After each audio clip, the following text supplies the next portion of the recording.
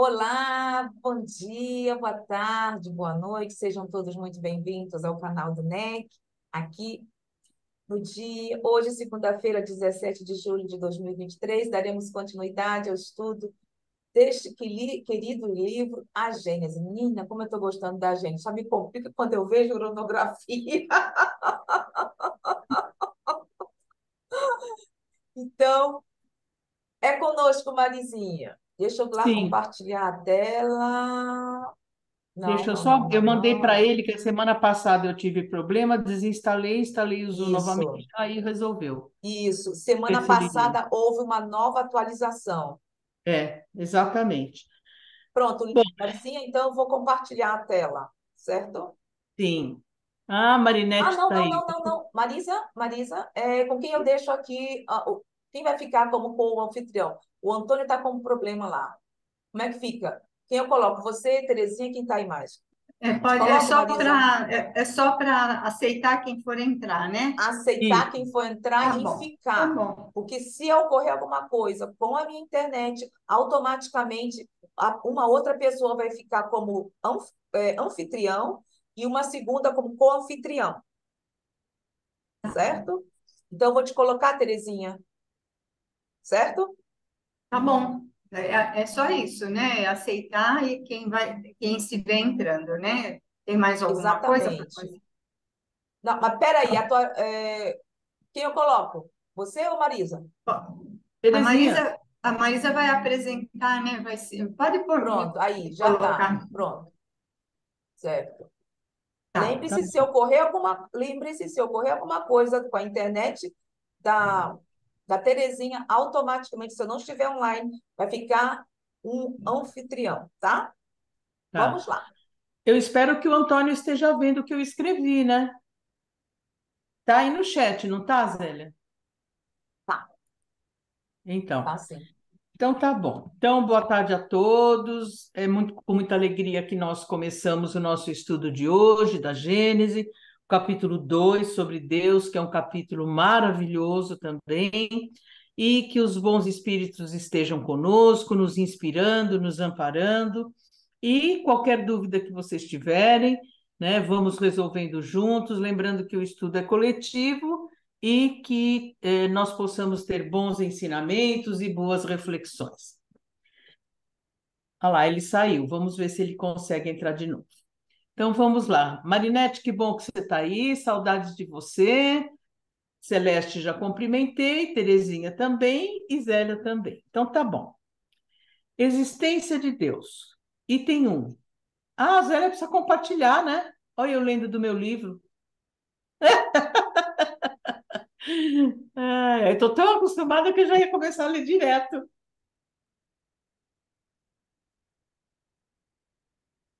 Isso.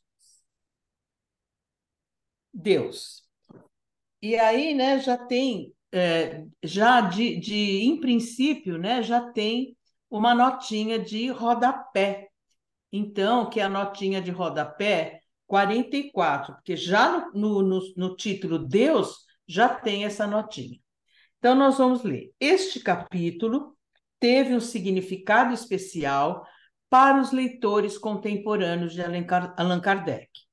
Em alguns outros capítulos, ele se valeu de ciências como geologia, fisiologia, química, para tratar da gênese do mundo e da vida. Neste, também se vale de uma ciência filosófica de seu tempo, a Teodiceia. A metafísica especial era dividida em três partes: psicologia racional, relações entre a alma e o corpo; cosmologia racional, natureza da matéria e da vida; e estudo racional de Deus, a Teodiceia. Deus, pois que do nada cria cada coisa, porque é o próprio ser e, por consequência, a causa primeira, única e eficiente de todas as coisas. Paul Janet, Tratado Elementar de Filosofia. Kardec segue a disposição dos temas pertencentes à filosofia do espiritualismo racional, apresentando a existência de Deus, sua natureza e atributos, como nos manuais de tal ciência. Mas, na parte final, providência e visão de Deus amplia o entendimento com os conceitos da doutrina espírita, a partir dos ensinamentos dos espíritos superiores. Dessa forma, se justifica a afirmativa de Allan Kardec na Revista Espírita de novembro de 1868. Abre aspas. A mais enérgica reação se opera a favor das ideias espiritualistas e que, como dissemos, toda a defesa do espiritualismo racional abre o caminho para o espiritismo, do qual é o desenvolvimento, combatendo seus mais tenazes adversários, o materialismo e o fanatismo. Nota do editor, fim da nota de rodapé. Uma dúvida, Marizinha, será a teodiceia daquela época não se compara à teologia atual? Não sei te responder, acredito que não. Acredito, posso até pesquisar, porque, diga, É Terê. mais interessante. A teodiceia seria o estudo racional de Deus. Isso. E teologia é o estudo de Deus, não é? É. Teologia, que eu entendo, é estudo de Deus. Eu acho que, no fundo, na essência, que eu não estudei esse trabalho do Paul Genet, não li ainda esse livro, mas acho que a essência é a mesma, a tentativa de se compreender Deus, não é? Mas o Paul Janet, tudo bem, eu conheço bem, porque eu li o Paul Janet. A minha dúvida, até onde eu sei, é que a teologia é o estudo de Deus, mas ela é dogmática, né? Até onde eu sei. Então, essa é a grande diferença, porque a teodiceia é o estudo racional de Deus. Eu não sei, né? E a teologia, por que que eu estou falando isso? Porque quando nós não temos essa racionalidade, inclusive para ler Kardec, né? Muitas vezes as pessoas falam, é porque você está lendo do ponto de vista teológico. Então, vamos ver a diferença. Já vou ver já já. Espera aí, vamos procurar já. Porque eu acredito que a teologia ela seja nesse aspecto, sabe? Espera aí. Teologia. Na realidade, é o Eu estudo posso de procurar, tranquila. Pode seguirem? Pode Não, eu já estou seguir? procurando aqui. Já estou Ah, é, é tá. o Então estudo. você compartilha, então, né? Ó, É o, teologia. Agora eu acho que vocês me ouvem agora, né? Sim, Sim, agora sim, estamos. Antônio. Agora sim. Meu Deus do Certo. céu. Pronto, só um instantinho, Antônio. Deixa eu seguir aqui para poder. Vamos lá, Ó, a Marisa. teologia estuda as religiões num contexto histórico, pesquisando e interpretando os fenômenos e as tradições religiosas, os textos sagrados, a Ah, aí já começa. doutrina, o dogma Aham. e a moral e sua influência nas diversas áreas do conhecimento, especialmente nas ciências humanas, como na antropologia e na sociedade. Então, no meu entendimento, é diferente, né? Uhum. não, Porque, estou falando assim, eu falo a essência é a mesma, cada um assim, dentro das suas isso, perspectivas, né? Mas a é, essência é a mesma, né? é a mesma, é o estudo de Deus, exatamente, É, e de exatamente. tudo que for relacionado a Deus, né? Isso, Mas cada um com o seu ponto de vista, né? Diferente, né? exatamente. Porque eu estava me preparando no estudo de hoje e procurei assim na internet e tinha uma pessoa explicando e ela utilizou a teodiceia como se fosse a teologia. Eu falei assim, mas peraí, para mim não seria a mesma coisa. Porque como Uhum, eu conheci uma pessoa estudiosa em teologia, se baseia muito nos evangelhos, mas de uma forma bem diferente que eu conhecia. Assim, uhum, não se apega, mas também, sabe, foi uma visão que ela tem bem diferente do que da minha educação, não, do que as pessoas diziam sobre Deus. Era mais geral, era mais ampla. Por isso que naquela Uhum. época me chamou a atenção. E ela justamente falou, Zélia, eu fui fazer a teologia para entender as religiões e Deus. Uhum. Então, quando eu fui estudar, me chamou a atenção, porque como nós sabemos, as ciências se desenvolvem, progridem, eu não sei como ficou a teologia, entendeu? Uhum. Dos tempos atuais. O que eu sei é que a teologia, por exemplo, tanto é que os padres estudam teologia, as igrejas evangélicas, eles são.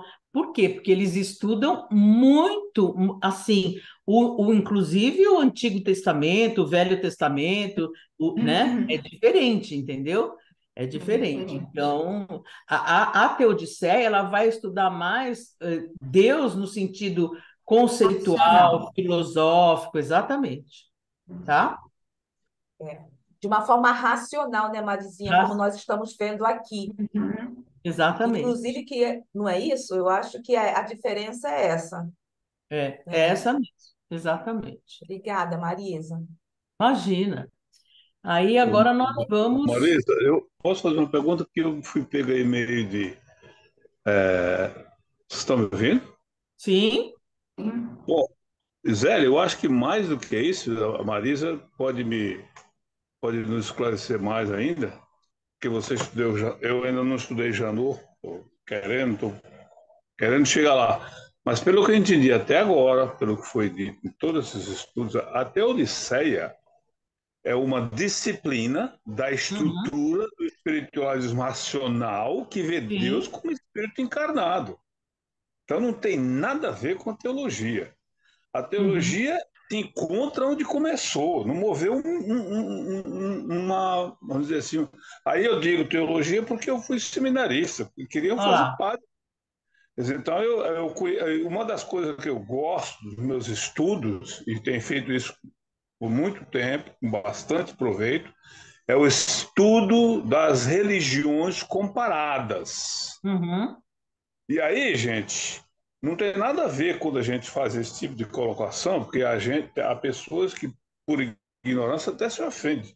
Não, não tem nada a ver. A gente não está dizendo aqui. E o Paulo fala isso todo o tempo.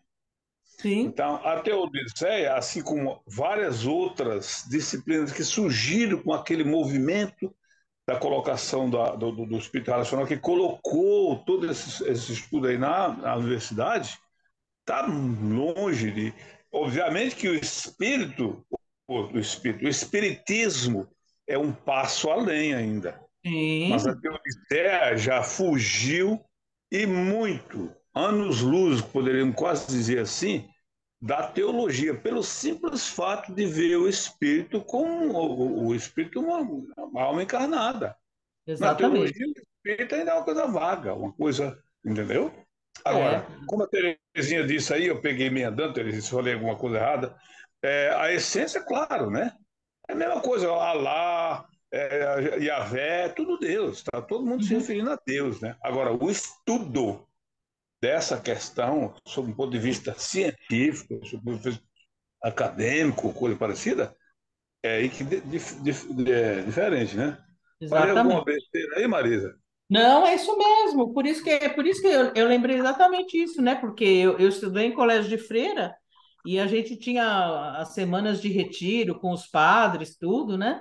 E é exatamente isso. É bem diferente, né? É o estudo de Deus, das religiões, da teologia, mas é outra história, né? E o E Paulo, como eu não estudei, e como eu não tenho isso, no caso, as experiências que vocês têm, e eu acho que toda pergunta, nem que Paulo esteja falando várias vezes, que nós sabemos que é a divisão da ciência metafísica, nós estamos estudando sim, mas, sabe, Antônio, é bom deixar claro, porque eu necessito compreender, trazer, analisar, refletir, para poder ficar alguma coisa na minha mente. Então, tudo para mim que seja esclarecido, explicado, porque eu tenho uma deficiência e para mim é necessária a compreensão. E eu fiquei me questionando sobre se a teologia no qual atualmente havia progredido ou não. Porque como é uma ciência, como é progressiva, eu falei assim, será que também progrediu a teologia? Como seria? Porque o que eu vejo atualmente das pessoas que estudam teologia, que tive contato, inclusive aqui, é uma visão bem aberta. Aqui, entendeu? Então é isso, Zélia, obrigada, mas vamos deixar para lá. eu não tinha Isso nem porque visto a sua pergunta, viu? O que eu falei não tem nada a ver direcionado à pergunta, outra coisa parecida, entendeu? Mas só um detalhezinho: o Paulo a todo instante fala isso e arrasta lá, inclusive, textos oficiais do Vaticano para falar de Uhum. teologia. Então, É, isso eu não teria dúvida em dizer. A teologia não moveu uma vírgula, porque é ortodoxa, é é, heteronomia, não vai sair disso, não vai exatamente, admitir. exatamente. Ela Mas é eu não tinha nem fechada. visto, eu não tinha nem visto a pergunta, viu, Zé? Eu achei até que a Terezinha que tinha feito a colocação, Não? Pois é, como eu né? estava perdido aqui. Isso, mas a pergunta, Zélia, é não tenha porque, gente, dúvida. nós estamos numa realidade tão diferente. Aqui se pode sentar, primeiro que não são padres assim. Aqui, no caso, onde eu moro, então nós temos que falar, afinal de contas, o NEC é um canal da Suíça, de Biel-Bienne. A realidade aqui é tão diferente, porque quando eu estudei e trabalhei como seria auxiliar de idosos, as pessoas abriam a janela para que a alma saísse. Aqui, Uhum. aqui É. as pessoas estudam eu não sei aí no caso, na Alemanha, seria até bom você falar. É diferente, eles têm um princípio diferente, mas que no fundo é, pela forma da educação, é materialista. Mas é diferente. Então, foi por isso que eu queria fazer a conciliação, que nós estamos aqui, É principalmente, o, olha, a Marinette ainda é do lado católico. Na Suíça, não. Eu estou do lado, no caso que é reformista, como se diz? Reformista? Não, Protestante. protestante. né, Protestante. Marisa? É diferente, é completamente diferente da realidade que vocês estão falando aí. Inclusive nas escolas, eles estudam outra forma. Foi por isso que eu fiz a Uhum. pergunta, entendeu? Eu queria Obrigada, gente. só uma coisinha, rapidinho, para encerrar nessa parte. O que eu quis dizer é que o objeto de estudo é o mesmo, né? Uhum.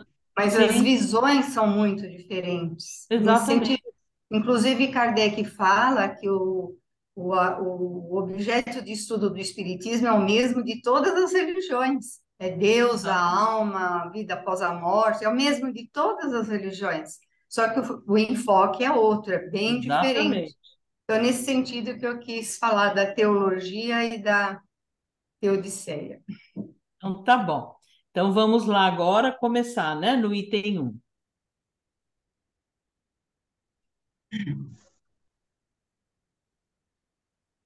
Não havíamos começado ainda. Não? A gente leu a nota de rodapé, Isso que aqui é ótimo, começa mas nem, no... É a nota 44. Agora isso que vai aqui, começar. isso aqui é estudo ótimo, mas nem começou, mas já estudou 1 quilômetro já de algumas milhas. Então, vamos lá. Existência de Deus. Deus, sendo a causa primária de todas as coisas, o ponto de partida de tudo, a base sobre o qual repousa o edifício da criação, é o ponto fundamental a considerar antes de tudo. É princípio elementar que se julgue uma causa pelos seus efeitos, mesmo que não se veja a causa. Ou seja, né, onde há um efeito inteligente, existe uma causa inteligente. Aí ele continua. A ciência vai mais longe. Calcula o poder da causa pelo poder do efeito e pode até mesmo determinar sua natureza. É assim, por exemplo, que a astronomia deduziu a existência de planetas em determinadas regiões do espaço, pelo conhecimento das leis que regem o movimento dos astros. Ao buscá-los, encontrou-os de modo que se pode dizer que realmente foram descobertos antes de terem sido vistos. Marizinha, não seria bom conversarmos? Nós estamos falando sobre Deus como Uhum. causa e efeito, mas não seria bom esclarecermos sobre essa parte rapidinho sobre causa e efeito? Tudo bem, Como podemos. ficaria isso? Então, nós já falamos aqui que as leis físicas, relação de causa e efeito, diz respeito à lei física. Então, por exemplo, se nós pegarmos a lei da gravidade, né? Se eu pegar um lápis e essa borracha aqui e soltar, ela cai pela lei de gravidade, seja aqui, seja na Suíça, seja na Austrália, seja no Japão, né? Por quê? É uma lei física universal. Ela é igual em qualquer lugar. Essa única lei de causa e efeito e de ação e reação corresponde ao mundo físico. Quando ele diz que se analisa, quando nós temos um efeito inteligente, automaticamente nós dizemos que nós temos uma causa inteligente por trás desse efeito. Foi quando ele foi chamado para ver o fenômeno das mesas girantes, o que ele pensou? Porque existe um equívoco. Tem gente que diz que Kardec era cético. Não, Kardec não era cético. Quando ele foi ver os fenômenos da mesa girante, o que ele pensou? Mesa tem inteligência? Não. Portanto, deve haver algum princípio, alguma causa inteligente que nós desconhecemos por trás desse efeito. Porque existe um axioma, uma verdade. Atrás de todo efeito inteligente tem uma causa inteligente. Então, é este o princípio. Aí, o que ele pensou? Deve haver uma causa inteligente que é responsável por dar uma vida fictícia, temporária, a essa mesa.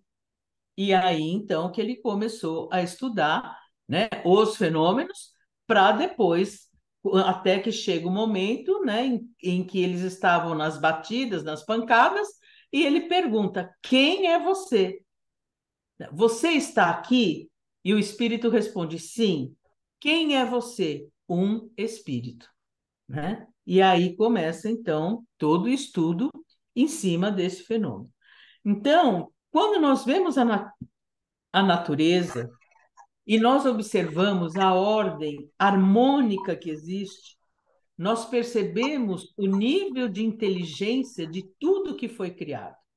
Então, ora, se nós vemos essa ordem, se nós vemos essa harmonia universal, deve ter por trás um princípio inteligente que o criou.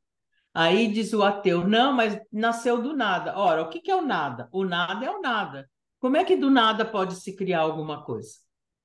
Né? E aí, realmente, quando a gente vem com essa argumentação, eles ficam paralisados.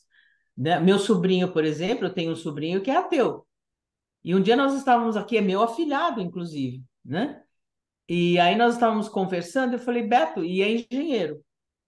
Eu falei: Beto, me diz uma coisa, você concorda com a máxima que atrás de todo efeito inteligente existe uma causa inteligente? Sim.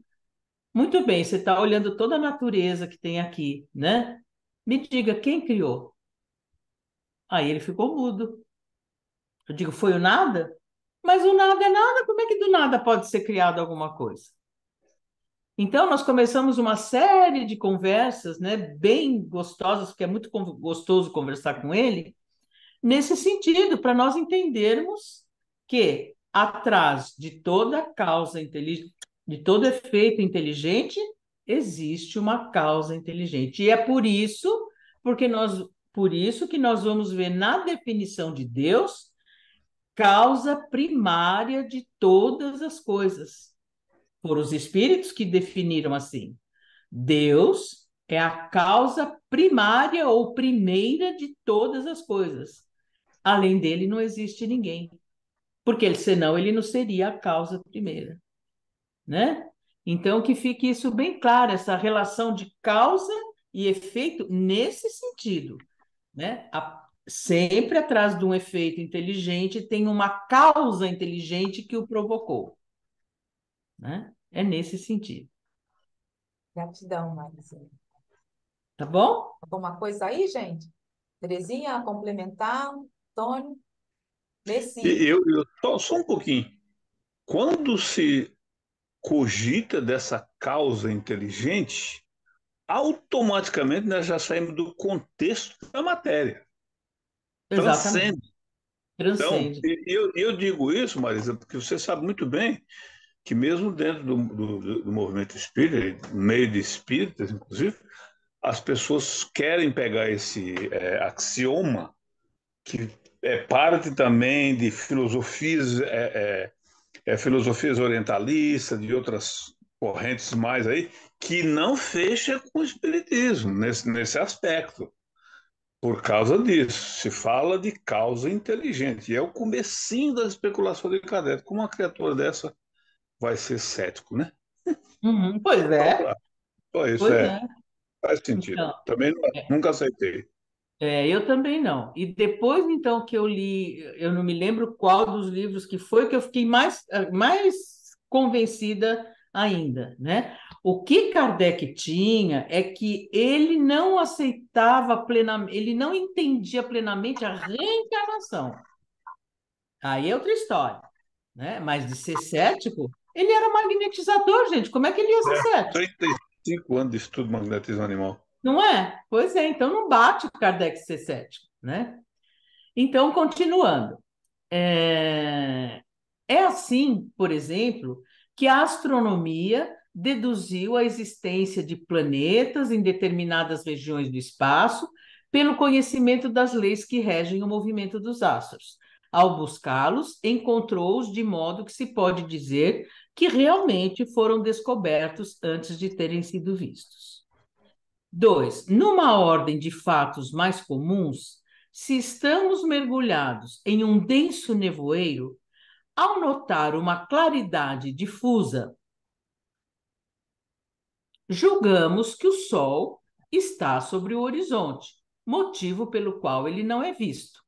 Se um pássaro em pleno voo é atingido por um tiro mortal, deduzimos que um hábil atirador o acertou, embora não se veja o atirador.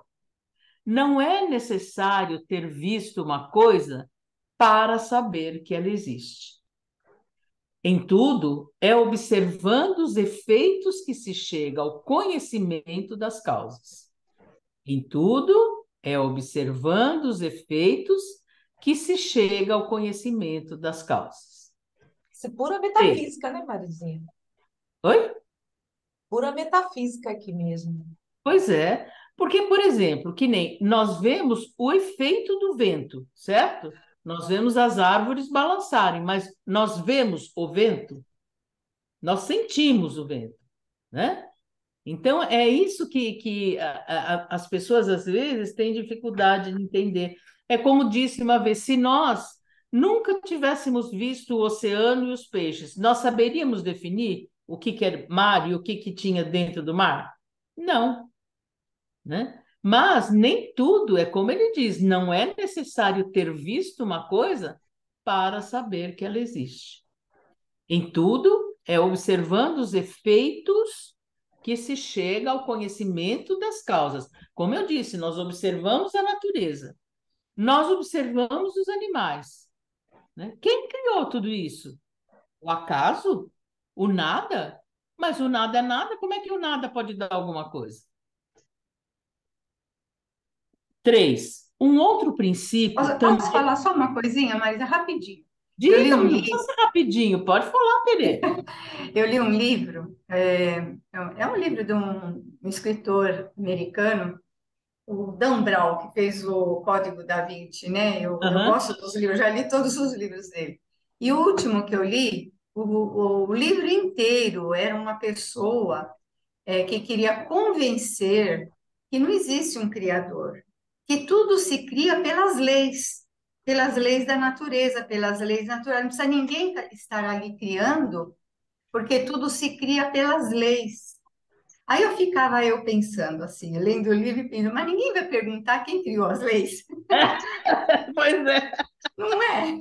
Exatamente. Nenhuma lei se faz sozinha, né? Aliás, nada, É, o simples regulamento se faz sozinho. Imagina essas pois é. leis grandiosas. Aí no final do livro, o personagem principal pergunta, mas puxa vida, ninguém pergunta quem criou as leis. Ah, eu fiquei super feliz, viu? Tá Aí certo. É valeu a isso. leitura do livro por causa disso. Exatamente, né? Exatamente. Então, continuando.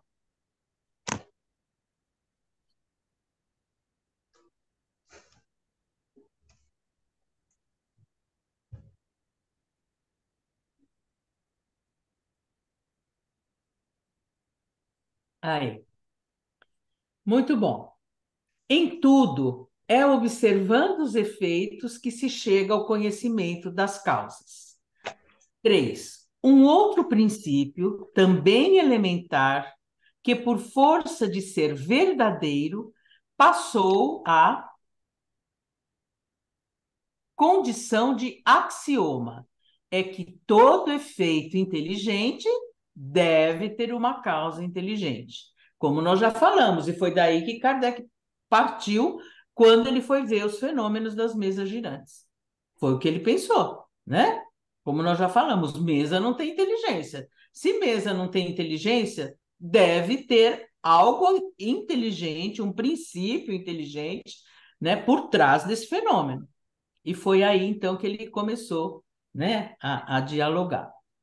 Se, se indagássemos qual é o inventor de tal mecanismo engenhoso, o arquiteto de tal monumento, o escultor de tal estátua, o pintor de tal quadro, o que se pensaria se alguém respondesse que ele foi feito exclusivamente por si próprio, né? Então, muito inteligente essa pergunta.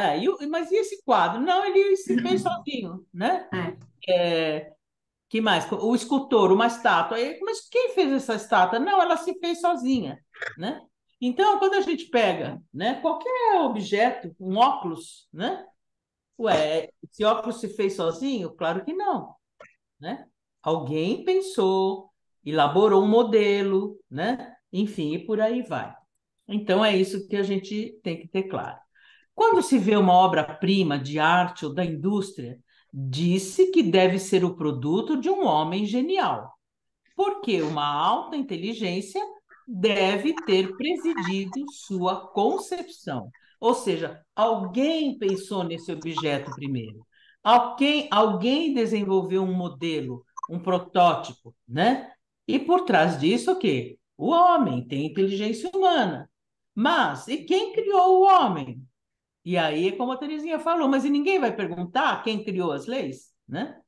Então, é isso que a gente está vendo.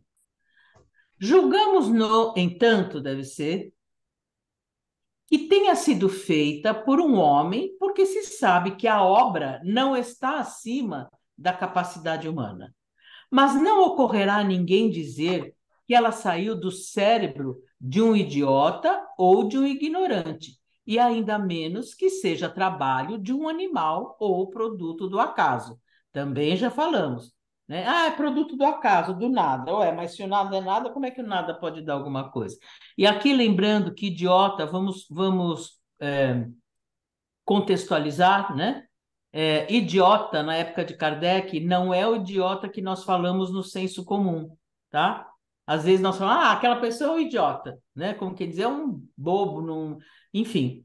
Idiota, ele está falando aqui um idiota no sentido de quadro de debilidade mental, tá? Não é no senso que a gente às vezes fala, aqui, pelo menos no Brasil, pejorativo, de às vezes menosprezando alguém, dizer, aquela pessoa é um idiota, né?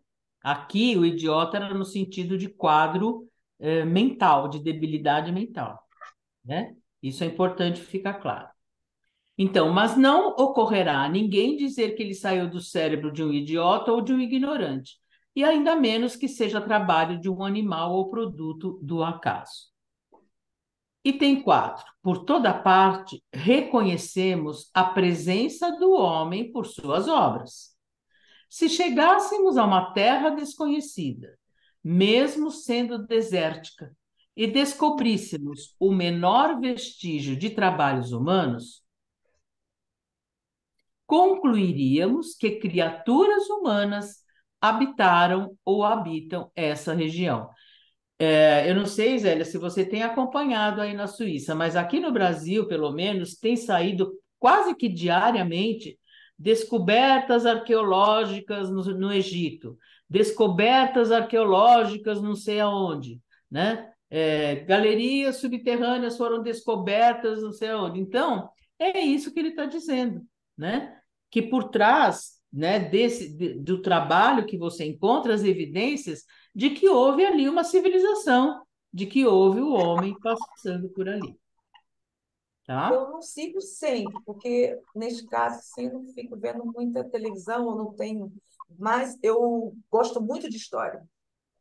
E tudo isso fascina, porque se você utiliza o que nós estamos aprendendo e está analisando como foi a inteligência, a capacidade desses seres, e vamos analisando o lado espírita, se, nossa, tem que ser realmente seres super, entre aspas, super inteligentes, acima da capacidade da Terra, para ficar até hoje como está, e nós ainda não entendemos muita coisa de como eles fizeram.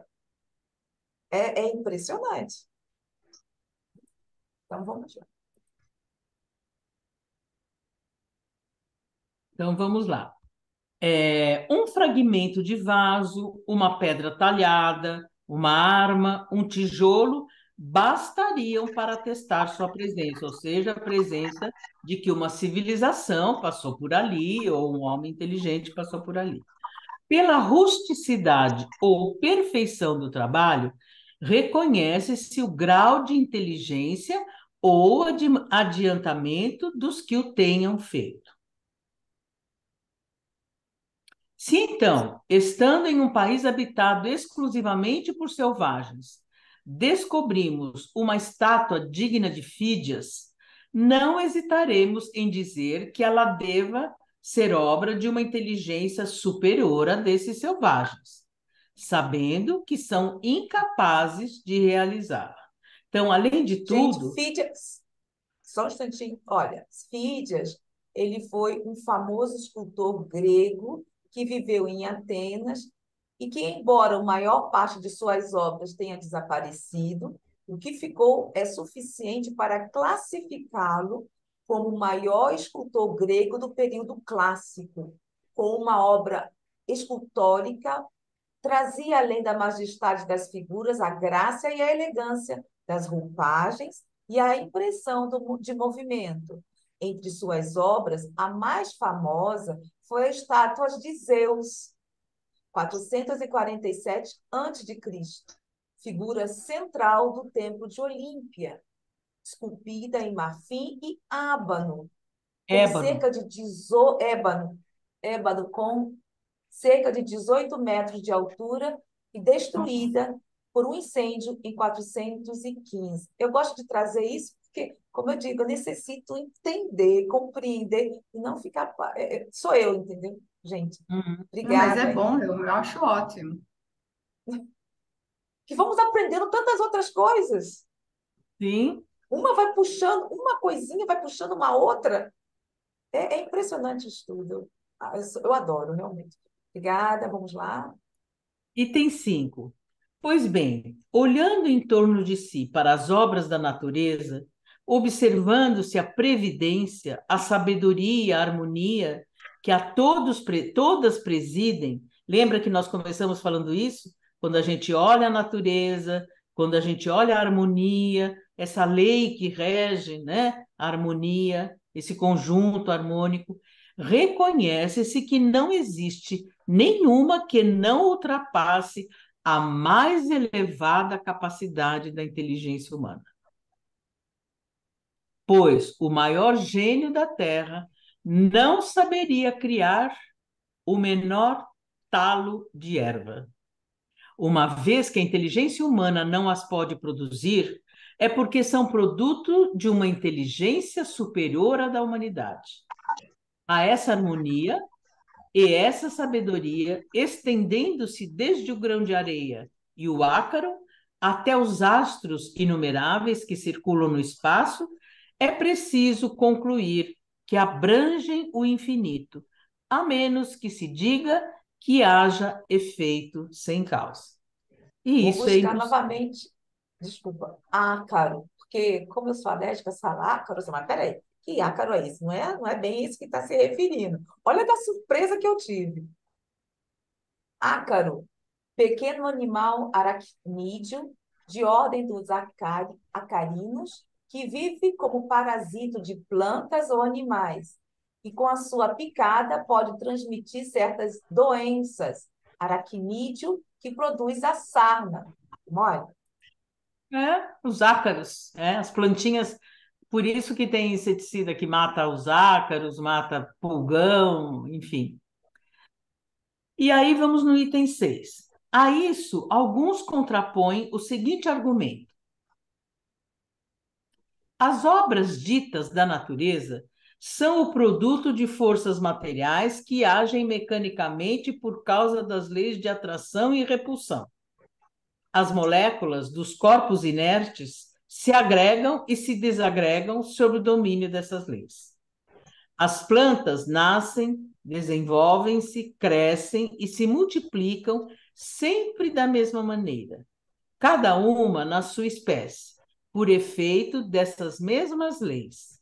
Cada indivíduo é semelhante àquele do qual proveio.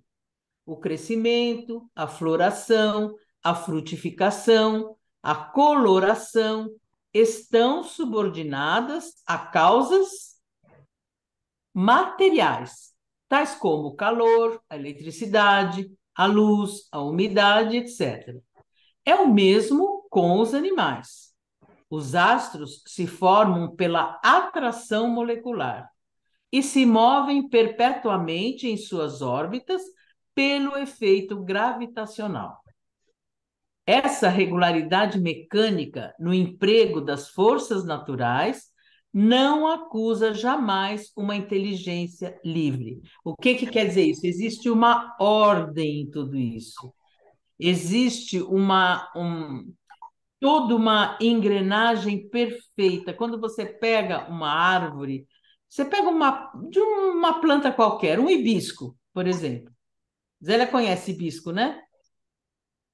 Conhece? Então, um não é igual ao outro. A árvore floresce, mas cada um deles tem uma particularidade. Em princípio, você olha, é tudo igual. São da mesma cor, tem as mesmas pétalas, tem o pistilo coloridinho, mas se você pega dois, um tem característica diferente do outro. Mas a ordem desta árvore, a sequência com que ela floresce, o tempo em que ela adormece, como o outono, inverno, e quando ela explode na primavera de flores, existe uma ordem harmônica em todo esse processo. Se você pega uma planta, por exemplo, como orquídea, que eu adoro, se você não respeita o ciclo da planta, ela morre. Não adianta você no inverno pôr fertilizante, pôr para lá da flor, porque ela não vai dar. Ela tem o ciclo dela e é preciso respeitar. E é isso que às vezes o ser humano não entende. Por exemplo, a orquídea não é uma flor que ela dá sem parar, dá sem. Não. Ela dá uma florada e ela adormece, ela vai ficar um bom tempo, né? Adormecida. Então, é preciso, por exemplo, respeitar o ciclo da planta, porque senão você mata a planta. A ponto de uma orquídea, se você tiver uma atitude, por exemplo, se você cortar um pedaço do caule dela, ela vai entender que é para ela começar o ciclo tudo de novo. E você não pode interromper dessa forma. né? Às vezes as pessoas dizem, eu tenho orquídea, a minha não dá flor. Mas o que que você faz? De vez em quando eu podo as folhas, eu corto a raiz. Não pode. Eu ponho fertilizante para ver se acelera. Não pode. Porque você está interferindo no ciclo harmônico biológico daquela planta, né? E é isso que muitas vezes nós não respeitamos. Aí ele Nesse caso, continua. nós estamos nos referindo até à própria psicologia que ele está falando, da psicologia racional, no que nós também devemos respeitar, como sempre conversamos aqui, o tempo, a velocidade de cada um. Porque se eu, por exemplo, dar o exemplo de Zélia, eu necessito a imagem para compreender, talvez fica bem mais fácil para Antônio, bem mais rápido, que ele que estudou. Como é que foi mesmo que você estudou mesmo? Para ser o que, Antônio? Foi Seminarista. seminarista. Eu Seminarista me é bem referi. mais rápido. Para Maria, Não, ou Maria, Marisa, para Marisa de uma outra, ou para não, Terezinha, então, Nossa Zélia. Senhora. Nessa aí eu fiquei pouco tempo, senão aí que eu não entendi direito de vez. Eu acho que você quis se referir ao estudo das religiões comparadas. Uhum. Mas o estudo Ah, da teologia não te leva muito além se ela não moveu uma vírgula adiante, né? Exatamente. pronto. Então, cada um tem o seu tempo, cada um tem a sua... Principalmente nós, quantas fases nós passamos, né, gente? Em nossas Exato. vidas. E quando necessitamos de tempo para refletir, às vezes parar, para depois se aceitar, entender e continuar. E Exatamente. isso que é bonito e importante é tentar, eu digo tentar, porque eu falo por mim, ter a capacidade de compreender o outro. Que às vezes é difícil, é muito difícil, é muito difícil. Em algumas situações, é muito difícil. Porque, como você mesma falou, deixou claro, cada orquídea tem a sua forma de crescer, necessita do seu tempinho, como todos nós, né? Vai cortar a orquídea, como você falou. Aqui tem pessoas, viu, Marisa? Você vê, que conseguiram. Conheço uma pessoa que conseguiram a orquídea dela até hoje, não sei como é que ela consegue deixar que fique o ano todo. É impressionante. É a cor que eu mais gosto, que é a violeta. Impressionante. Aí ela fala, é amor. Eu falei assim, mas que amor você tem? Porque as minhas que eu tinha, eu dei todinha.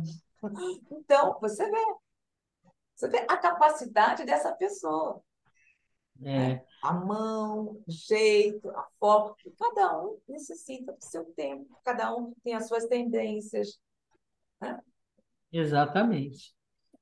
O homem movimenta o braço quando quer e como quer, mas caso só o movimentasse no mesmo sentido, desde o nascimento até a morte, seria um autômato. Ora, as forças orgânicas da natureza,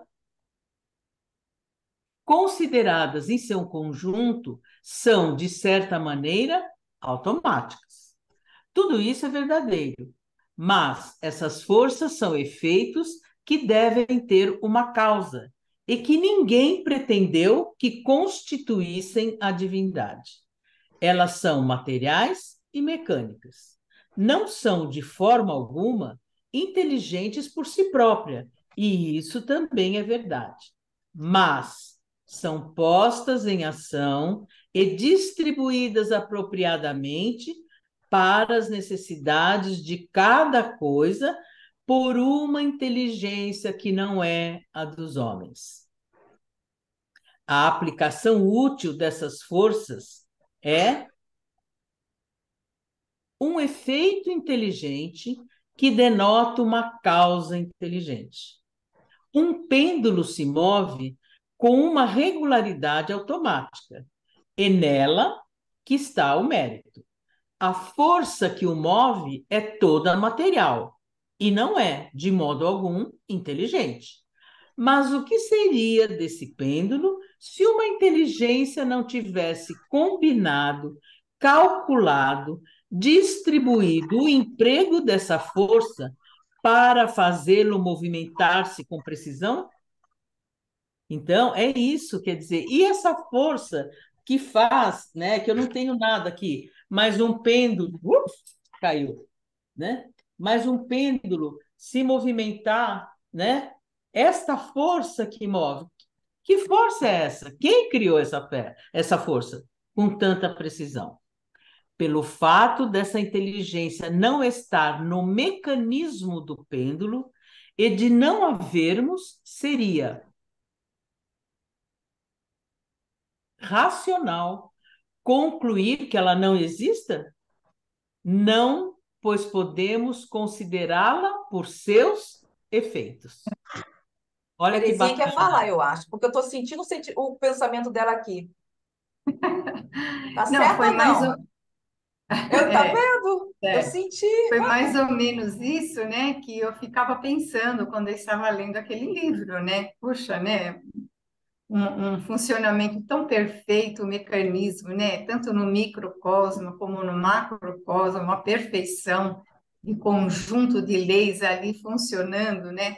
Como que pode isso daí surgir do nada? Mesmo quem acredite só nas leis, poxa, tem que pensar, essas leis não surgiram do nada, alguém está por trás, uma inteligência está por trás dessas leis, não é? E é tão bonito. E esse raciocínio de Kardec para chegar até aí é simplesmente maravilhoso no meu entendimento. No meu também. O encadeamento de ideias que ele deu ali para chegar aí, nossa, é uma coisa maravilhosa.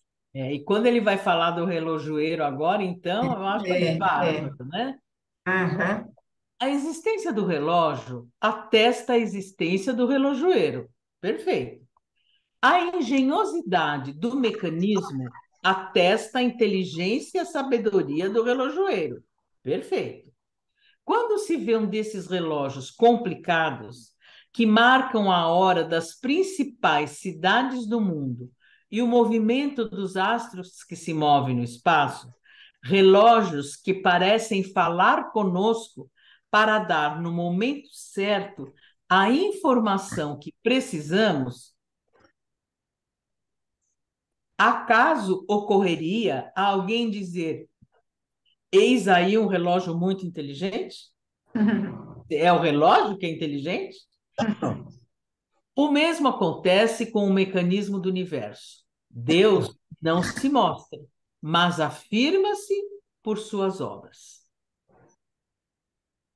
Item 7. A existência de Deus é, pois, um fato adquirido não somente pela revelação, mas também pelas evidências materiais. Os povos mais selvagens não tiveram revelação. Entretanto, creem instintivamente na existência de um poder sobre-humano. É que, por si próprios, não fogem Não às, foge. às consequências lógicas.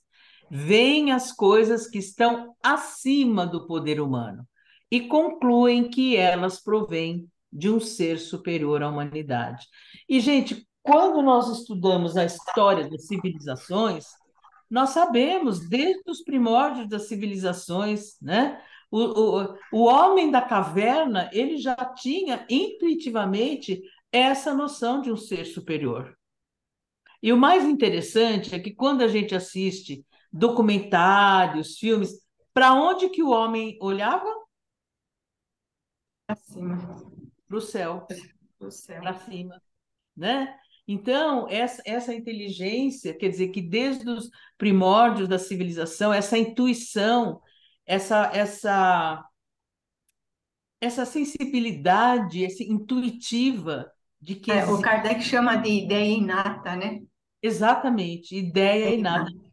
de que existe algo superior a nós, né? Até aqui, alguma pergunta, alguma dúvida? Eu estou achando estranho o Antônio não falar, não comentar nada. Estou achando estranho. Ô, Zélia, Marisa, você viu o tanto que eu já falei? Ah, Daqui a pouquinho, daqui a pouquinho eu falo um pouquinho mais, ela vai achar que eu estou falando demais. Não, aí não, não, vai com calma. Não, Zélia, Ah, na verdade, essa explicação da Marisa, essa sequência, o jeito que ela lê, ver que ela dá entonação.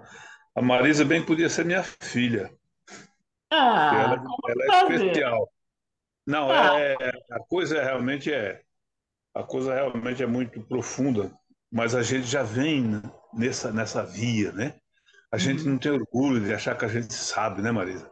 Ah, Não, Terezinha. E aí a gente vai abrindo a mente e recebendo intuições, porque é por uhum. aí.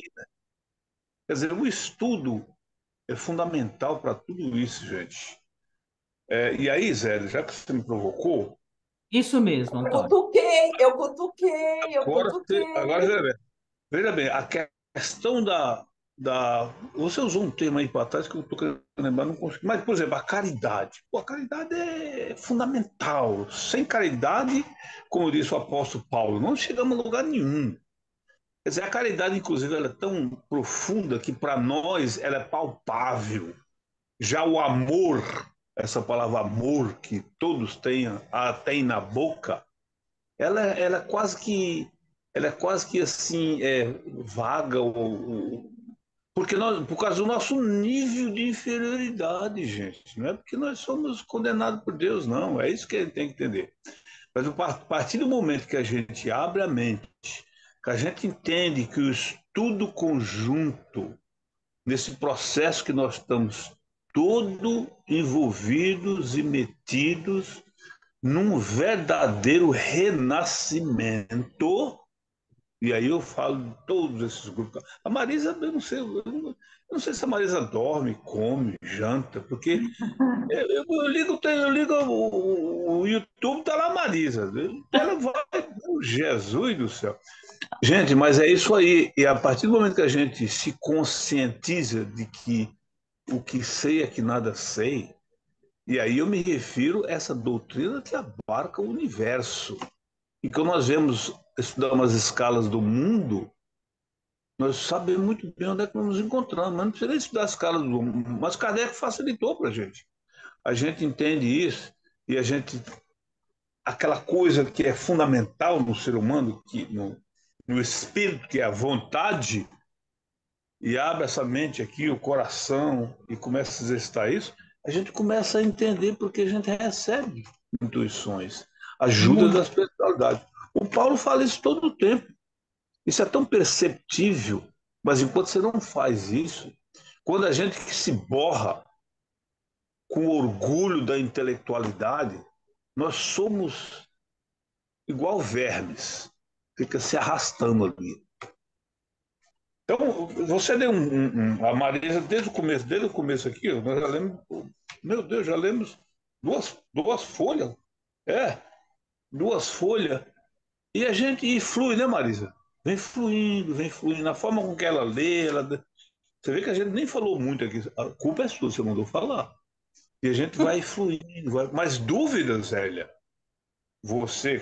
Aliás, eu vou falar um negócio para você. Marisa, eu me uni aqui o horário do estudo da Zélia, primeiro porque é compatível, porque eu sou aposentado, mas sou um pinga-fogo, sabe? E Uhum. aí eu estava, inclusive, lá no grupo da Sandrinha, lá, amiga lá do grupo da Marisa, que o pessoal do Noel olha, nota 1000, viu? E desde o momento que eu não conhecia a Marisa, nunca tive nem de falar. Noel, para mim, é Noel Rosa, é um tocador de samba. Eu falei, não, grupo do Noel, Espírito, nunca havia visto falar. Mas eu gostei, Zélia, de uma reunião em que o Paulo falou, uma daquelas primeiras lá.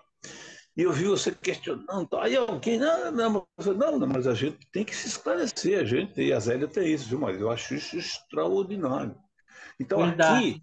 nós saímos daquele universo em que tem lá o professor, o Uhum. palestrante, que conhece tudo e está falando, e nós estamos só aqui, amém, amém, amém. Depois se deixa aquele encontro e você não sabe nem o que foi falar direito, porque você acha que não pode questionar, que não pode. É aí que muita gente vem com essa colocação de que Kardec era cético.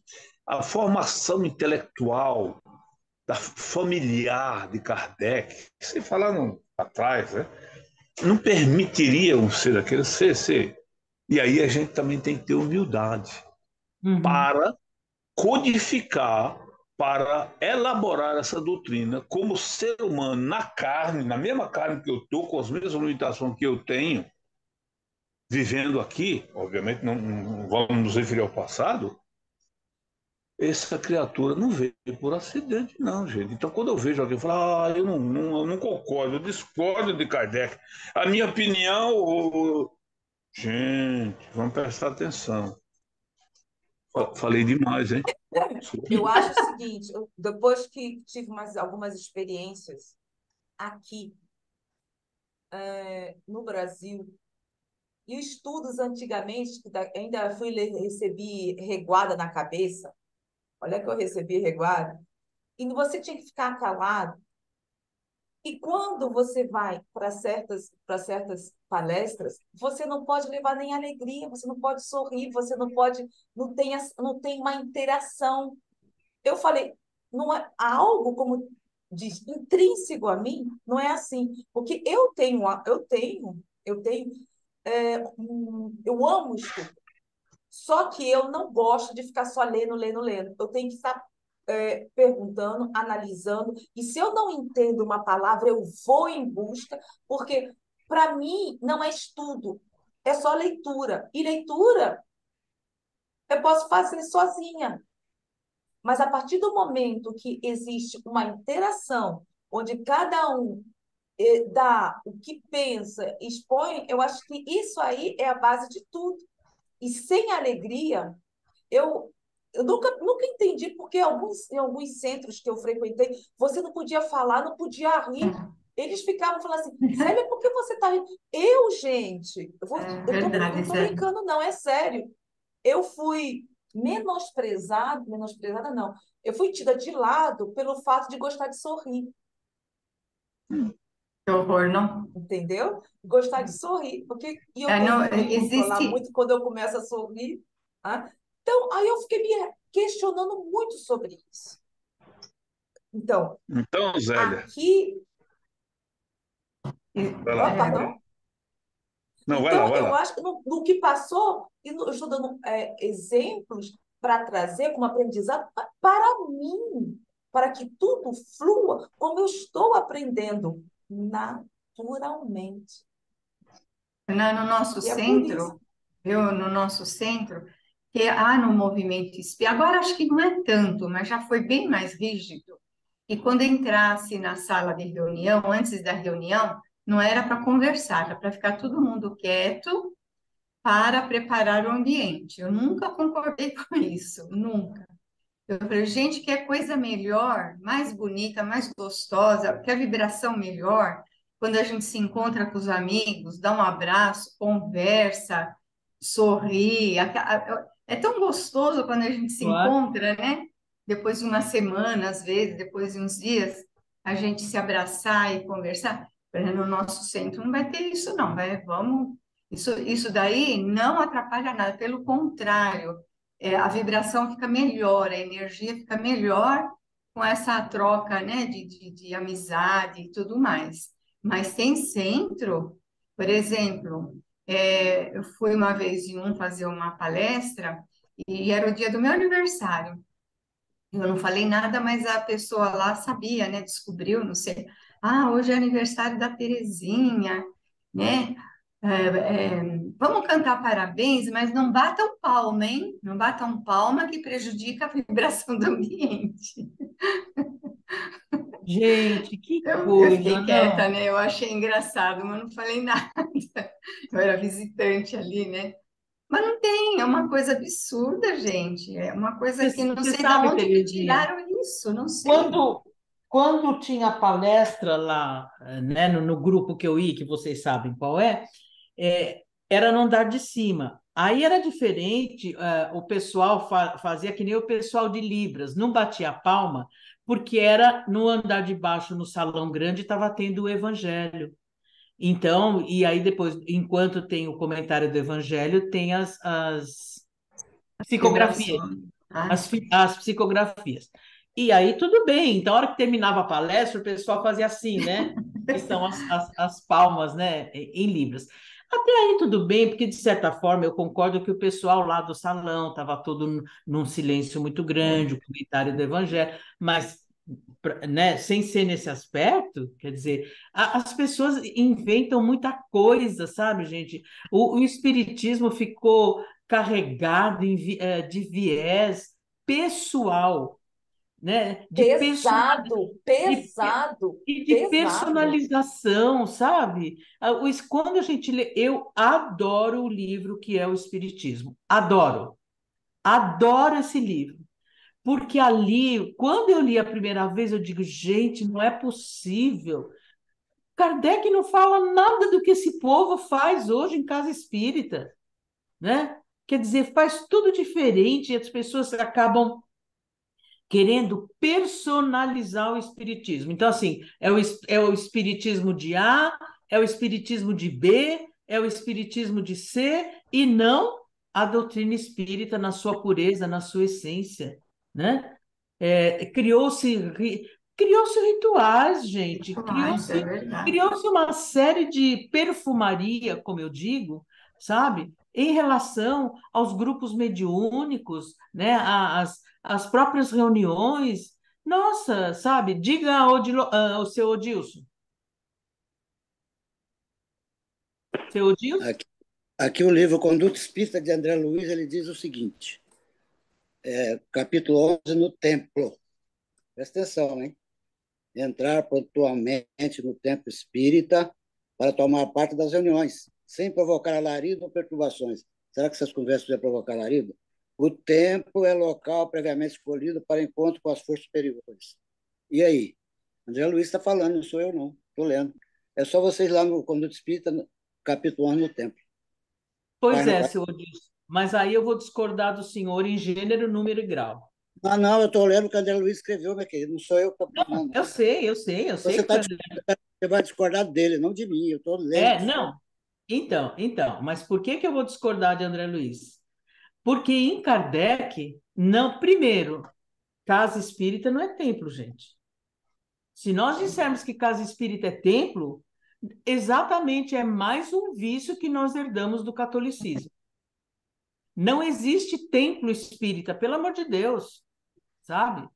A casa, na realidade, e o livro que é o Espiritismo, Kardec orienta quando são grupos familiares, pequenos grupos, no máximo com 8 pessoas, grupos familiares, onde ele diz, inclusive, que é possível que venham comunicações de familiares desencarnados, Sim. né? Uhum. Agora, fora isso, como é que Kardec idealizou a sociedade espírita? É só a gente ler lá no livro Nem Céu nem Inferno, que está absolutamente muito bem descrito por Lucas e por Paulo Henrique, né? Primeiro, os grupos espíritas se dedicavam ao estudo do espiritismo e às sessões mediúnicas, certo? Os grupos deveriam se visitar para trocar experiências. Está escrito lá, não é a Marisa que está falando, não. É Kardec. Pergunta se algum grupo de casa espírita vai visitar o outro para trocar experiência. Nunca fez isso por quê? Ah, mas nós somos melhores, porque eles fazem de um jeito, não é assim que é para fazer, é o nosso jeito. E por aí vai. Então, seu Odilson, eu não estou discordando do senhor, não. Eu sei que foi André Luiz que escreveu. E é daí que vem um grande engano. Por isso que muito espírita jura de pé junto que espiritismo é religião. Porque ele acha que casa espírita é templo. E não é templo. Na realidade, nem casa espírita deveria existir. Porque a caridade, cada um faz da sua maneira. Não precisa ter casa espírita para distribuição de sopa, de remédio. Nós sabemos o nosso papel. Agora, já que o que aconteceu? As casas espíritas criou-se rituais para estudo do evangelho, entre aspas, porque não é estudo, não é estudo. Estudo é isso que nós estamos fazendo aqui, letra por letra, linha por linha, né? Discutindo, isso é estudo, conversando, né? Então, e aí, infelizmente, eu discordo em gênero, número e grau de André Luiz. Casa espírita não é templo, porque templo é igreja, e espiritismo não tem templo, não tem igreja, não tem rituais. É isso que nós precisamos entender. Por isso que a casa espírita e o movimento espírita foi tão contaminado. Porque quando as pessoas vão na casa espírita para tomar passe, tomar água, entre aspas, fluidificada, que nem magnetizada não é, porque a água magnetizada se toma na hora, não se leva em garrafinha para casa, não existe isso, né? Isso aí foi invenção. Então, é isso que nós temos que estar. Isso não é espiritismo. Casa espírita não é templo. Se há que existir um templo, é o nosso interno. Diga, Antônio. Não, a Não, Terezinha primeiro, por favor. Ai, desculpa, Terezinha. desculpa. Verdade, não, desculpa. Você falou, né, muito acertadamente, que as reuniões eram reuniões de estudo com Kardec, né? Até as reuniões de comunicação de espíritos também era para estudo. Ele tirava ensinamentos, ele falava, você poderia responder isso para o nosso entendimento, para o nosso aprendizado. Tirava lição, sempre que tinha reunião mediúnica, fosse a categoria que fosse do espírito, era para tirar ensinamentos. Hoje, os médiums, aquelas reuniões que espíritos sofredores se comunicam, o médium acha que ele está lá para salvar aqueles espíritos, que a missão dele é ajudar. Eu falo, gente, não é isso. Nós temos que aprender com a comunicação. As Exatamente. comunicações, tudo bem, vai ajudar, mas nós temos que tirar o ensinamento, o aprendizado. Então, as reuniões mediúnicas têm que servir de aprendizado para nós, né? Outra coisa que eu queria falar é a questão do passe. Outra coisa que sempre me incomodou demais, aquela fila, todo mundo tomando passe, né? O passe é só quando precisa, quando está com algum problema.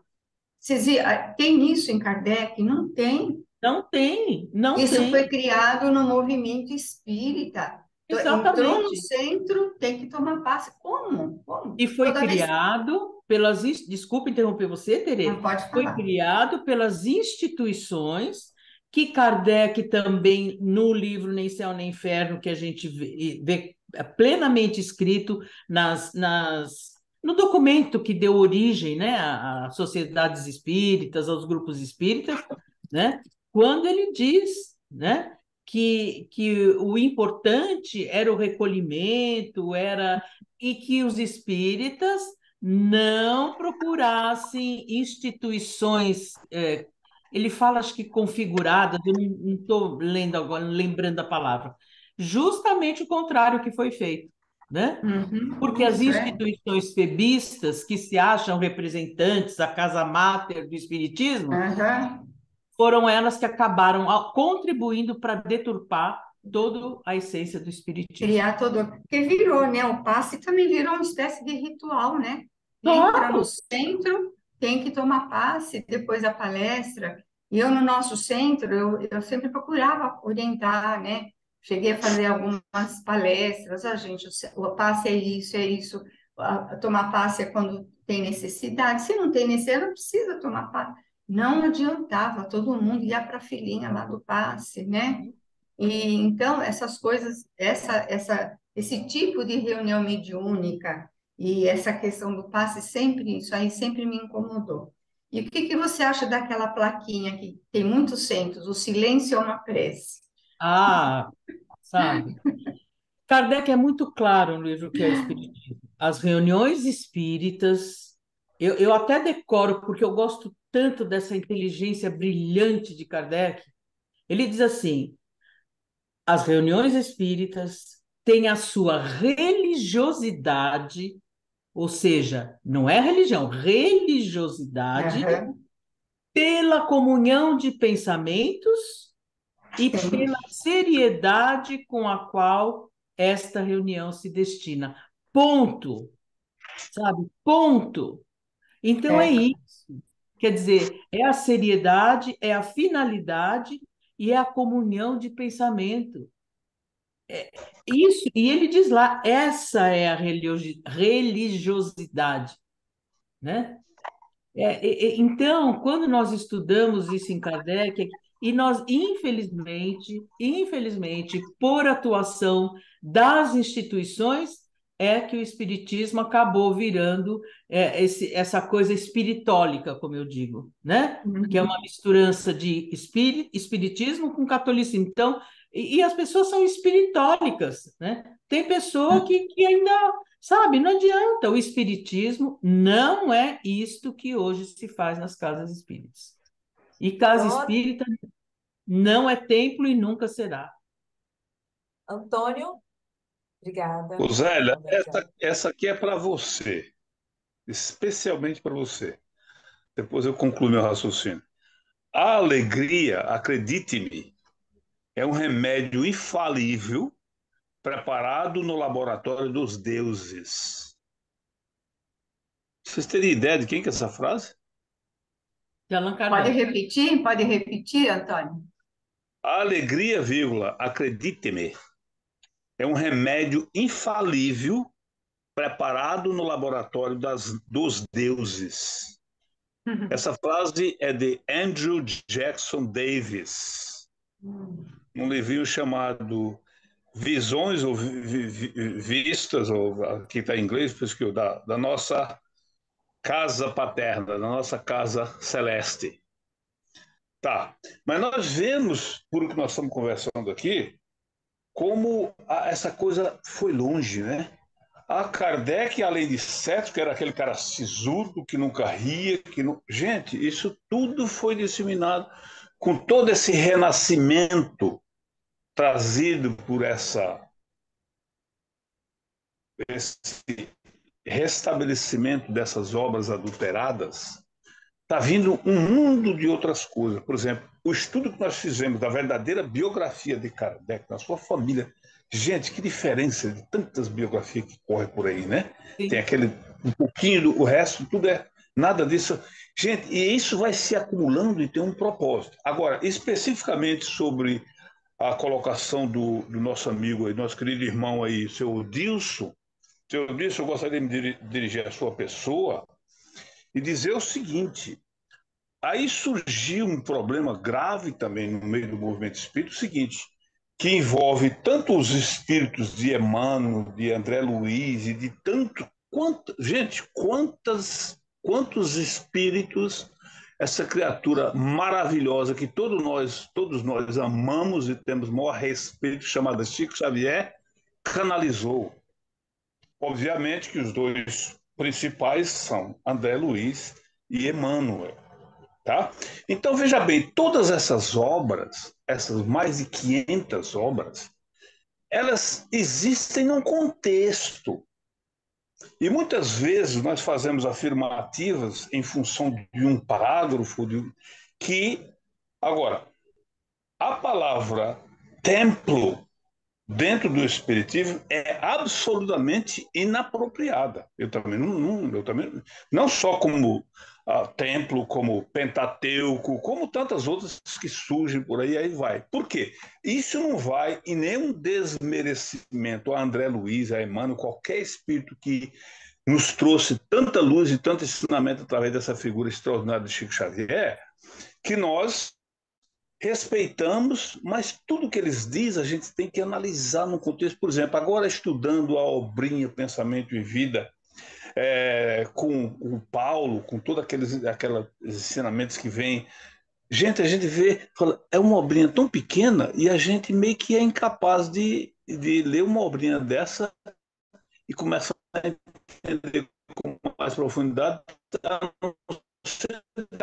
10 para frente. O Paulo leu 40, assim. Não se trata aqui diretamente, eu diria assim, e eu concordo com tudo que a Marisa disse, estou apenas complementando, de se discordar desse ou daquele outro espírito. O que aconteceu no movimento também é muito grave de se pegar esses espíritos e as obras que eles canalizaram para nós, para o nosso benefício, nosso aprimoramento da doutrina, e colocá-los acima de Kardec, pelo espírito que for. Esse é o erro. De repente, o espiritismo virou o espiritismo de André Luiz, de Emmanuel, sei lá quem mais.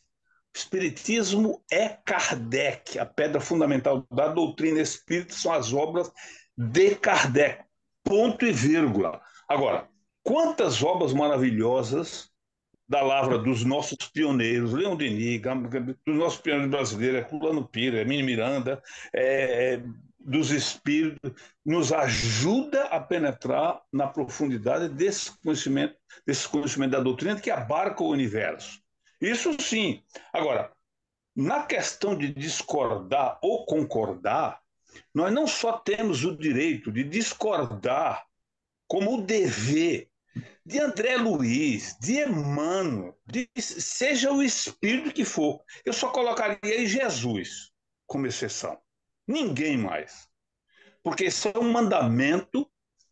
Mandamento, já vou usar a palavra errada. Não tem mandamento de espiritismo. Isso é um princípio da essência da doutrina espírita, que não é de Kardec, é da espiritualidade superior.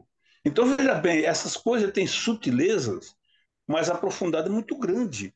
Então, nós temos sim o dever, e aqui eu me refiro ao professor Herculano Pires, que a vida inteira dele, em todas as obras, inclusive uma parceria com o Chico Xavier, eu digo parceria porque isso tem 5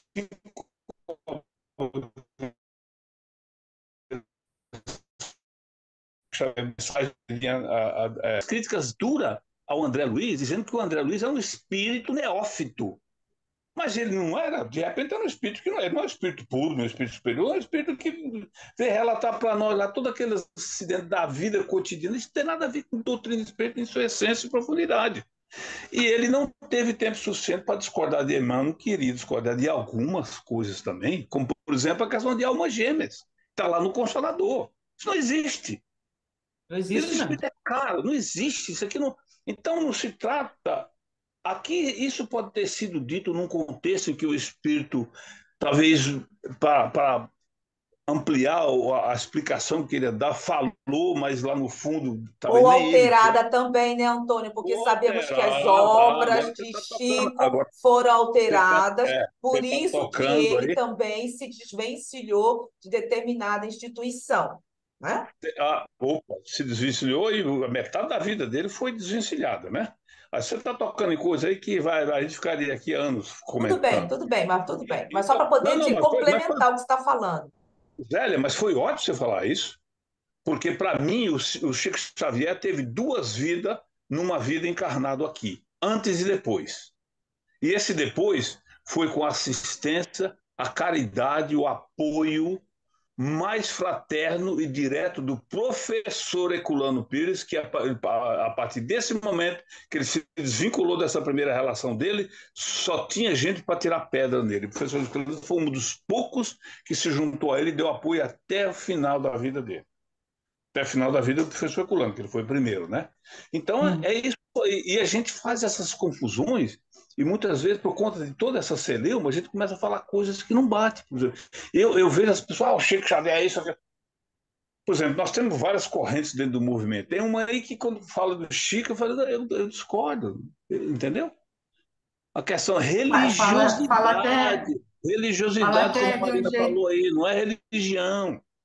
Né, seu Antônio, né, Antônio? Tem gente que Oi. fala até de um jeito desrespeitoso com relação ao Chico, né? Uma Ofensivo. criatura que Ofensivo. merece o nosso maior É, respeito, foi um muito, grande muito, muito canal, um mesmo. grande missionário, e nós estamos vendo aí, só pela análise do Paulo nessas 3 obras que nós estamos reestudando, a gente já sabe disso. Então a gente tem que ter esse cuidado. Agora, não tenhamos medo dessa coisa. Não pode discordar do Espírito. Não, Como tem não? que discordar de algumas coisas, Não tem que interessa discordar, o sim. nome dele.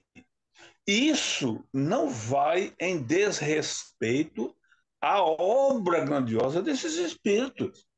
Mas nenhum são espírito puro, porque senão teria sido eles que vieram aqui, não Jesus, para conduzir, para ser crucificado lá no Calvário, coisa parecida. Enfim. Antônio, eu sempre me lembro daquela frase de Kardec, e está no livro dos médiuns. Não existem médiuns perfeitos. Existem bons médiuns e esses são raros. Eu até decorei, porque eu achei muito esclarecedora, né? E não é só Entendi. ele Eu que vou fala ter isso, não, que. viu, Terezinha? Andrew Jackson Davis também fala, viu? É um Hum, espiritualista. A doutrina espírita está acima de todas as correntes filosóficas, intelectuais, espiritualistas. A doutrina espírita é a doutrina. É a doutrina que veio ficar conosco até os tempos da regeneração. Mas Con- isso fala em muitos outros. Concordo Marisa, absolutamente com tudo que Antônio falou e Terezinha falou também. E o que eu sinto é assim, mais uma vez, é preciso estudar Kardec. É que nem, só para finalizar, que está chegando o nosso horário. Ainda hoje nós encontramos no movimento espírita, às vezes numa palestra, mas é a reencarnação compulsória. Aonde está escrito isso em Kardec? Em nenhuma obra. Em nenhuma obra. hum. O que as pessoas não entendem é que a reencarnação é uma lei divina e Deus age através de suas leis. Enquanto lei é uma imposição, da mesma forma que hoje nós usamos cinto de segurança, porque é uma lei, é para todos. E aquele que não usa acaba se prejudicando, a gente vê nas estatísticas. Então, assim, as pessoas não entendem. Ah, mas na questão 262A do Livro dos Espíritos, está lá escrito: Deus não sabe esperar, Deus sabe esperar, não antecipa as expiações, não né? Mas aos espíritos ignorantes e endurecidos, que não sabem escolher a encarnação que seria mais útil para a depuração do espírito, Deus impõe. Olha, tá vendo? Está escrito: Deus impõe. Criatura, Deus impõe através de suas leis.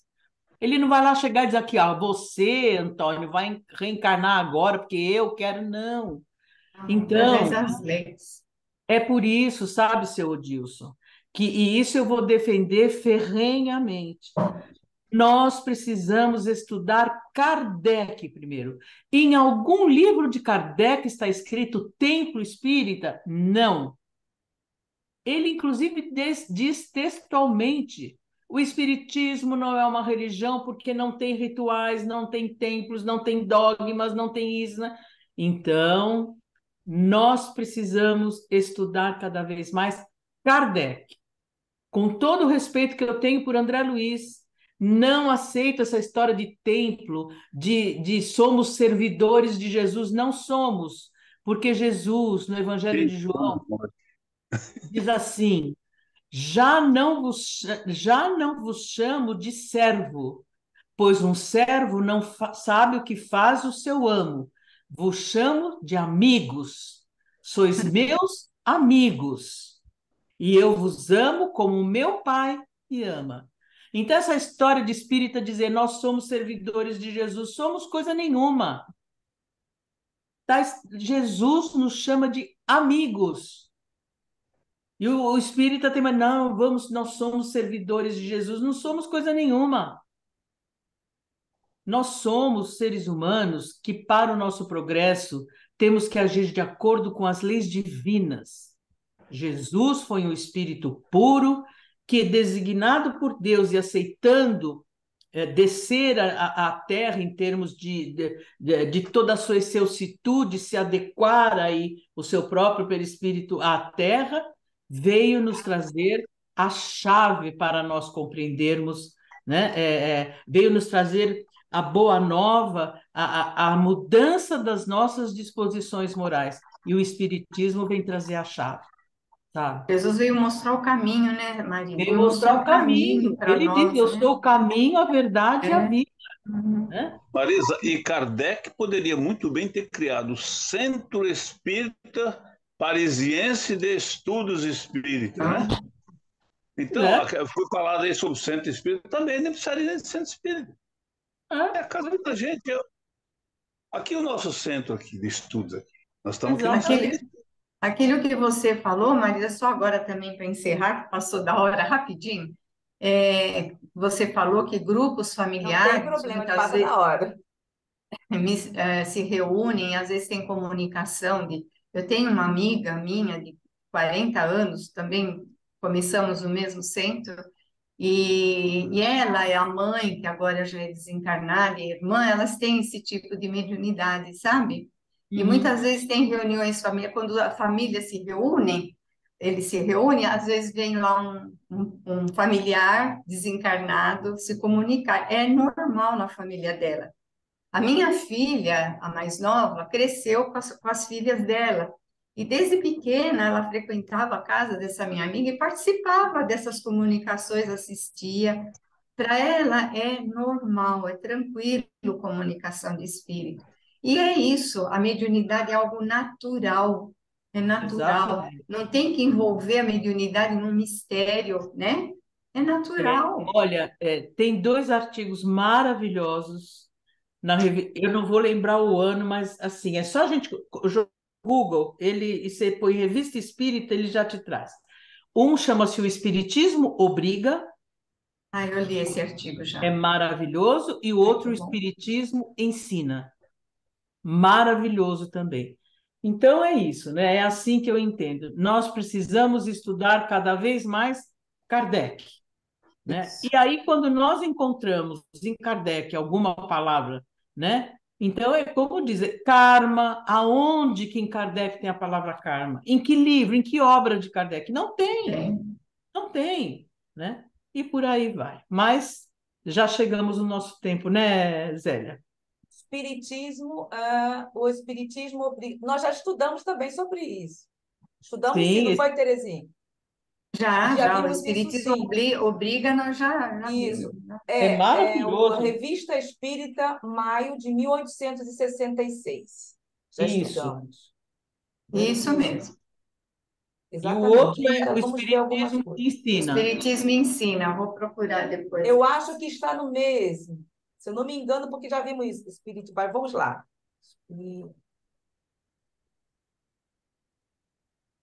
Só um instantinho.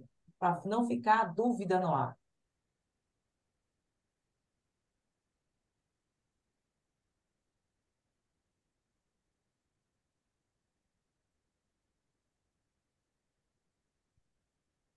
Revista Espírita, Revista Espírita, agosto de 1865. Foi por isso, a gente já estudou isso. Espiritismo ensina, ok? 1865? 65? Agosto de 1865. Então, o Espiritismo obriga, maio de 1866. O Espiritismo ensina, agosto de 1865. Ah, Meus 65, queridos, eu anotei direito. 1865, Flor. Anotei. Meus queridos e queridas, não é por nada, poderíamos ficar aqui. Porque fica longo o vídeo, fica muito Uhum. longo. Uhum. Para baixar, levam quanto tempo aqui? Eu só vou parar a gravação, certo? Obrigada, até a próxima. Ficaremos na capítulo 2, Deus, item 8, item 8, a natureza divina. Até Tá. lá.